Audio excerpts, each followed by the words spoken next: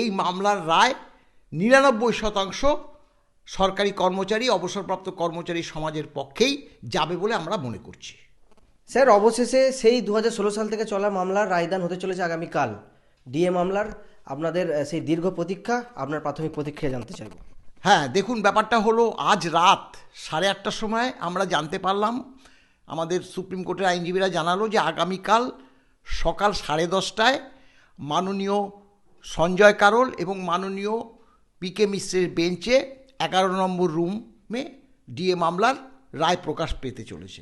তা আমাদের এই বহু প্রতীক্ষিত ডিএ মামলার রায়, আমরা গত 10 বছর ধরে ডিএ মামলা চালিয়েছি, সেটা সকলেই জানে। গত 8ই সেপ্টেম্বর 2025 এই মামলার শুনানি শেষ হয়েছে। তারপরে মামলার রায় রিজার্ভ ছিল, কিন্তু আজ প্রকাশ হয়, কাল প্রকাশ হয়, এইভাবে বিভিন্ন সময়ে আমরা কি করেছি যে প্রতীক্ষায় ছিলাম যে কবে বেরোয়, কিন্তু সেটা দেখা গেল আগামীকাল 10:30টায় প্রকাশ পেতে চলেছে। এই সন্ধ্যেবেলা আপনারা জানতে পারলেন, তো আগামীকাল তো দিল্লিতে তথা সুপ্রিম কোর্টে তো থাকা তো আপনাদের পক্ষে সম্ভব নয়। আগামীকাল আপনাদের কোথায় কোথায় থাকবেন বা সেখান থেকে কী বার্তা দেবেন এই পেনশন হোল্ডারদের, যারা দীর্ঘদিন ধরে দুঃখ কষ্টের মধ্যে ছিল এবং আপনাদেরকে একাধিক ফোন করে যাচ্ছে, যেটা আমি এখন দেখতে পাচ্ছি? সুপ্রিম কোর্টের যে আমাদের 2 আইনজীবী, তারা উপস্থিত থাকবে এজলাসে। আমার লাইভ স্ট্রিমিং যে হবে, সে লিঙ্ক আমাদের পাঠিয়ে দেবে সুপ্রিম কোর্ট থেকে আমাদের আইনজীবীরা। আমরা ফিরদৌস শামীমের চেম্বারে বা মাননীয় বিকাশবাবুর চেম্বারে দুটোর যে কোনো একটার মধ্যে আমরা উপস্থিত থাকব। মাননীয় বিকাশবাবুও থাকবে, ফিরদৌস শামীমও থাকবে। লাইভ স্ট্রিমিংয়ে যা বার্তা প্রেরণ হবে সুপ্রিম কোর্ট থেকে, সেটা আমরা তখন জানতে পারবো। আপনারাও সেই পরিপ্রেক্ষিতে সে তথ্য জানতে পারবেন। আমাদের আশা যে ডিএ মামলা কর্মচারীদের পক্ষেই যাবে বলে আমরা মনে করছি। স্যার, দীর্ঘদিনের অবসান, সেই পেনশন হোল্ডার যারা আপনাদেরকে দীর্ঘদিন ধরে ফোন করে যাচ্ছে এবং আপনারা বরাবর বলেছেন ধৈর্য রাখতে, বলছি কতটা আশাবাদী আপনারা রায় কাদের পক্ষে যেতে পারে? দেখুন, আমরা ট্রাইব্যুনালে 2বার জিতেছি বকেয়া ডিএ নিয়ে, আমরা উচ্চ আদালতে 4বার জিতেছি, আমরা সর্বোচ্চ আদালতে, আপনারা সকলেই জানেন, মাননীয় বিচারপতিদ্বয় আগে সরকারকে 50% মর্গ ভাতা দিতে বলেছে। তারপরে তাদের মামলা, অর্থাৎ সরকারের মামলা শুনবে বলে বার্তা দিয়েছিল, এবং সেটা 25% হয়েছে। সরকার মানে মাজা ভেঙে যাবে বলাতে 25% করেছিল, সরকার দেয়নি। সার্বিকভাবে পরবর্তীকালে মামলা শুনানি হয়, সেই শুনানি শেষ হয়েছে 8ই সেপ্টেম্বর। তাই আমরা মনে করছি যে এই মামলার রায় 99% সরকারি কর্মচারী, অবসরপ্রাপ্ত কর্মচারী সমাজের পক্ষেই যাবে বলে আমরা মনে করছি।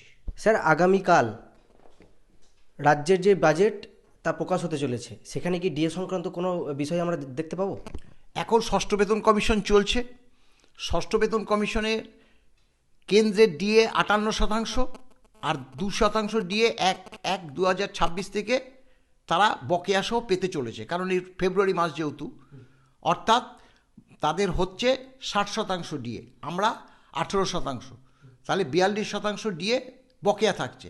আগামীকাল পূর্ণাঙ্গ বাজেট নয়, ভোট অন অ্যাকাউন্ট প্রকাশ পেতে চলেছে। সেখানে আমরা মনে করছি যে 1 কিস্তি তো বটেই, এমনকি 2 কিস্তিও দিতে পারে, কারণ মাননীয় মুখ্যমন্ত্রী কিছুদিন আগে বলেছিল আমরা তো প্রত্যেক বছর 8% করে ডিএ দিয়ে থাকি। এই মিথ্যে বার্তাটা হয়তো আগামীকাল যে 8% দিয়ে কিছুটা রিলিফ দেওয়ার চেষ্টা করতে পারে, কেন 8% কোনো সময়ে এই যে 5 কিস্তি ডিএ দিয়েছে ষষ্ঠ বেতন কমিশনের, 2টো 3% ডিএ আর 3 কিস্তি দিয়েছে 4-4-4 করে, 3-4 12 আর 6 18% দিয়েছে।